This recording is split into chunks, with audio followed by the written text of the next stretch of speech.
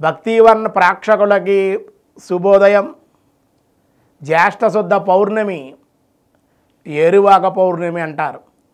అసలు ఏరువాక పౌర్ణమి అంటే ఏమిటి చాలామందికి తెలియదు, రైతులకే తెలియదు. చాలామంది పూర్వకాలం తాత ముత్తాతల నుంచి వాళ్ళకి తెలిసేది ఏరువాక పౌర్ణమి అంటే ఏమిటి, ఎలా చేయాలి ఏమిటని.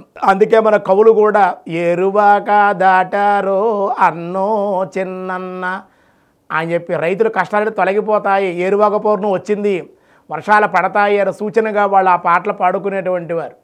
కనుక అసలు ఏరువాక పౌర్ణమి అంటే ఏమిటి? సాధారణంగా మనకి అనేకమైనటువంటి మత సంబంధమైన పండుగలు, జాతీయ పండుగలు, అలాగే పూజలు, నోములు, వ్రతాలు ఇలా అనేకమైనటువంటి చేసుకుంటూ ఉంటాం. కానీ రైతులకు మాత్రమే ప్రత్యేకమైనటువంటి పండుగ ఉంది, అదే ఏరువాక పౌర్ణమి. ఆ పండుగ విశేషం ఏంటంటే అది ఎలా జరుపుకోవాలో ఇప్పుడు మీ అందరికీ కూడా తెలియజేస్తాను. రోళ్ళు పగిలే రోహిణీ కార్తె, తొలకరి చినుకులు తెచ్చిపెట్టే మృగసరే కార్తె రాకను స్వాగతిస్తూ జరుపుకునే పండుగే ఏరువాక పౌర్ణమి. వర్ష ఋతువులో ప్రారంభమయ్యే వచ్చే ఏరువాక పౌర్ణమి రోజు రైతులు ఆ రోజున ఏరువాక పౌర్ణమి రోజు రైతులు ఎద్దులను, నాగలని, ఆ బళ్ళు అవన్నీ కూడా శుభ్రంగా కడిగి శుద్ధి చేసి పూజించి దుక్కి దున్నుతూ ఉండడం ప్రారంభిస్తారు. ఈ పండుగ గురించి ఋగ్వేదంలో కూడా వివరించబడి ఉందన్నమాట. వ్యవసాయానికి సంబంధించిన ఒక ముఖ్యమైన పండుగగా రైతులు ఈ ఏరువాక పౌర్ణమి రోజున భూమిని పూజిస్తారు, ఎద్దులను పూజిస్తారు, బండ్లను పూజించాలి, నాగలని పూజించాలి అని చెప్పబడింది. దీని ఉదాహరణగా ఇతిహాసక పురాణం ఒకటి ఉందన్నమాట. ఒకప్పుడు ఒక చిన్న గ్రామంలో కష్టపడి పనిచేసే ఒక రైతు ఉండేవాడు. అతడి పేరు రమణ. అతను తన పొలంలో ఎద్దులు, నాగలని దున్ని పంట పండించేవాడు. ఒకరోజు అతడి పొలం ఎండిపోయింది, పంట సరిగ్గా రాలేదు, చాలా బాధపడ్డాడు. అతడు భగవంతుని ప్రార్థించాడు. ఓ దేవదేవా, నేను నీకు సేవ చేస్తాను, నా పొలం మళ్ళీ పచ్చగా ఉండేలా, నా పంట బాగా పండేలా అనుగ్రహించిన భగవంతుని నమ్మి వాడు భగవంతుని ప్రార్థించాడు. తరువాత అతను ఏరువాక పౌర్ణమి త్వరలోనే రానే వచ్చింది. ఆ రోజున భూమికి పూజ చేశాడు, ఎద్దులను కడిగాడు, పసుపులు రాశాడు, బొట్లు పెట్టాడు, బండ్లు కడిగాడు, బొట్లు పెట్టాడు. ఇలా ఈ విధంగా వాడు చక్కగా నాగలను కూడా పూజ చేశాడు, భూమి పూజ కూడా చేశాడు. అతను దేవుణ్ణి నమ్మి ఆనందంగా భక్తి శ్రద్ధలతోటి వాడు ఏరువాక పౌర్ణమి ఆ రైతు పురాతనంగా జరిగిందన్నమాట అర్చించాడు. భగవంతుడు సంతోషించాడు.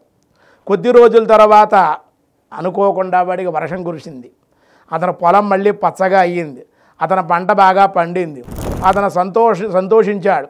ఏరువాక పౌర్ణమి రోజున రైతులు భూమిని పూజించడం ద్వారా ప్రకృతిని గౌరవిస్తారు, వర్షం సమృద్ధిగా కురవాలని, పంటలు బాగా పండాలని కోరుకుంటూ ఉంటారు. ఈ పండుగ రైతులకు ఒక ఆశాభూమిగా మారుతుందని, అలాగే జ్యోతిష్శాస్త్ర ప్రకారం కూడా జ్యేష్ఠ నక్షత్రం వేళ నాగలిని సారించి పనులు ప్రారంభమయ్యే రోజుగా ఈ ఏరువాక పౌర్ణాన్ని చెబుతూ ఉంటారు, ఆచరిస్తారు ఆ రోజున. ఏమన్నా అందుకు వర్ష ఋతువు ప్రారంభం ఆ పౌర్ణమి నుంచే వర్షాలు పట్ట నెమ్మదిగా వర్షాలు పడుతూ ఉంటాయి. అలాగే మనకి శ్రావణ మాసం కూడా శ్రావణ పాత్ర వర్షాలు నెమ్మదిగా పడిపోతూ ఉంటాయి. అంటే ఏరువాక పౌర్ణమి నుంచి కూడా వర్షాలు పట్టడం స్టార్ట్ అవుతుంది అన్నమాట, అక్కడి నుంచి ప్రారంభం అవుతాయి. ఇంకా అలా నెమ్మదిగా వర్షాలు పడుతూ ఉంటే పంటకు చక్కగా వాళ్ళకి అనుకూలంగా ఉంటుంది. తర్వాత వర్ష ఋతువు ప్రారంభమవుతూ నీరు బాగా సమృద్ధిగా కావాలి కాబట్టి వస్తుంది వాళ్ళు. దానికి ప్రధానమైనటువంటి తిథి ఏరువాక పౌర్ణమి మూలం అన్నమాట. అంచేత రైతులు వర్షాలు ప్రారంభంగా రైతులు ఉదయాన్నే ఎద్దులను శుభ్రం చేసుకుని వాటి కొమ్ములు కూడా రంగులు వేసి, రంగులు పూసి, గజ్జెలు పూలతో అలంకరిస్తారు. ఉదయం ఈ విధంగా పూజ చేసి దుక్కు దున్నుతారు. సాయంకాలం వగన మళ్ళీ గజ్జెలు ఇవన్నీ కట్టి, రంగుల బట్టలు అవన్నీ ఎద్దులుగా అవన్నీ కట్టి, కట్టికాడని ఉంటుంది మధ్యలో ఉంటుంది, దాన్ని దూపం వేసి నైవేద్యాలు చేసి ఆ రోజున సాయంకాలం కానీ ఉదయం కానీ వాళ్ళు బొబ్బట్లు, పంచదార పూరీలు ఉంటాయి, అలా క్షీరాన్నాన్ని నివేదన చేస్తారు. ఆ రోజు చక్కగా మేళ తాళాలతోటి, డప్పులతోటి కూడా ఊరేగించి, అనంతరం వాళ్ళు ఏ విధమైన అంటురోగాలు అంటకుండా ఉండడం కోసం ఆయుర్వేద మందుల్ని, ఈ వేప నూనె ఇవన్నీ ఎడ్లుకి అవి కాళ్ళకు రాయడం, తుప్పు పట్టకుండా బండ్లకి అవన్నీ కూడా వాళ్ళు కొన్ని రకాల ఆయిల్స్ అప్లై చేయడం, ఇలా కొన్ని కొన్ని పనులన్నీ కూడా ఏరువాక పౌర్ణమి రోజుని ఆచరిస్తారు. కాబట్టి ఏరువాక పౌర్ణమి రైతుల పండుగగా మనం చెప్పుకోవాలి. అంతేకాకుండా మృగశిర నక్షత్రం కూడా వస్తుంది. ఆ మృగశిర నక్షత్రంలో కూడా అనారోగ్య సమస్యలతో బాధపడేటువంటి ఆస్మా వ్యాధులతో బాధపడేటువంటి వాళ్ళు ఆస్మాకు సంబంధించిన మందులు తీసుకోవడం, అలా ఆయుర్వేదం మందులు వాడటం ప్రారంభిస్తారు. ఎండలు కూడా తగ్గుతాయని చెప్పారు. ఈ విధంగా ఏరువాక పౌర్ణమి రైతుల పౌర్ణమిగా, రైతుల పండుగగా మనకి వేదాల్లోనూ అలాగే జ్యోతిష్శాస్త్రంలోనూ కూడా చెప్పబడింది. ఇప్పుడు కూడా పూర్వకాల పెద్ద పెద్ద రైతులు ఉంటే వాళ్ళకి గుర్తుండి వాళ్ళు ఎప్పటికీ చేస్తారు. వాళ్ళ పరంపరలో వచ్చే రైతులు కూడా దాన్ని అనుసరిస్తారు. కానీ ఇప్పుడు టెక్నాలజీ పెరిగిపోయింది కాబట్టి మరి ఎంత ఏం చేస్తారో తెలియదు. కానీ ఈ విధంగానే ఆచరించాలి. అంటే ఇందులో అంతరార్థం ఏమిటి? ఏరువాక పౌర్ణమి అంటే ప్రకృతిని ఓం ప్రకృత్యే నమః, ప్రకృతిని గౌరవించడం. పొలం అంటే ఏమిటంటే మనకు ఆహారం ఇచ్చే భూమాత, భూదేవిని పూజించడం. ఎడ్లు అంతవరకు కూడా సెలవు తీసుకుంటాయి మొన్నటిదాకా.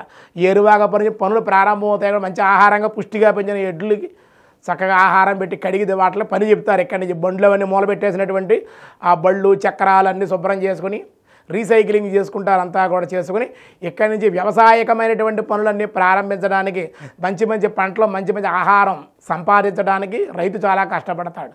ఈ దేశంలో రైతే రాజు. ఈ దేశంలోనే కానీ విశ్వంలో రైతే రాజు. వాడు పంట పండించేటువంటి వాడు భగవంతుడితో సమానం. కాబట్టి రైతే రాజు. ఏరువాక పౌర్ణమి రోజు చక్కగా ఈ విధంగా ఆచరించాలి అని తెలియనటువంటి వాళ్ళందరూ కూడా తెలుసుకోవాలని, రైతుల పండుగని భూదేవికి కృతజ్ఞతాపూర్వకంగా పూజించడం కోసం, ఆ బండ్లు వాహనాలు పూజించడం కోసం వృషభ పూజ అంటే ఎద్దులకు పూజ చేయడం ఇది సాంప్రదాయం. వేదం, జ్యోతిష్శాస్త్రం, సాంప్రదాయం, ఆచారం, కృతజ్ఞతాభావాలు ఇవన్నీ కూడా ఇందులో మన హైందవ సనాతనమైన సాంప్రదాయంలో మనకు వేదంలో చెప్పబడింది. వేదం ద్వారా ఇవన్నీ వేదాన్ని ఉపవేదాలు కాబట్టి శాస్త్రం, పురాణాలు, ఇతిహాసాలు ఇవన్నీ కూడా చెప్పినవి ఇవన్నీ కూడా. కాబట్టి అవి పాటించి ఏరువాక పౌర్ణమి చక్కగా మీరు మీ యొక్క పంటలను చక్కగా ఈ రోజు పొలాలు అమ్మేసుకుంటున్నారు. అమ్ముకోకూడదు, రియల్ ఎస్టేట్ చేసేయకూడదు అన్నమాట. తినడానికి తిండి గింజలు ఉండవు. ఇప్పటికే పిదాలు బర్గర్లు వెళ్ళిపోతూ ఉన్నారు. ఇంక ఇవి కూడా లేకపోతే మీరు చేసుకున్న ఈ ఫ్రైడ్ రైసులు, గోబీ రైసులు, గోంగూర రైసులు, టమాటా రైసులు భోజనాన్ని కూడా రాష్ట్రాలు విడగొట్టేశారు కదా. అందుచేత ఇంక అవి కూడా ఉండవు అన్నమాట. కాబట్టి భూములు అమ్ముకోకూడదు. ఎన్ని కోట్ల రూపాయలు వచ్చినప్పటికీ భూమిని మించింది లేదన్నమాట. భూదేవత మన పరంపరంగా అది కంపల్సరిగా భూమి ఉండాలి, ప్రతి వాళ్ళకి ఉండాలి.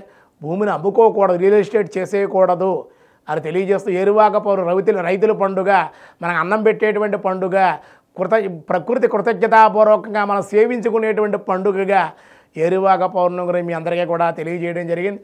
అందరూ ఆచరించి తరించండి.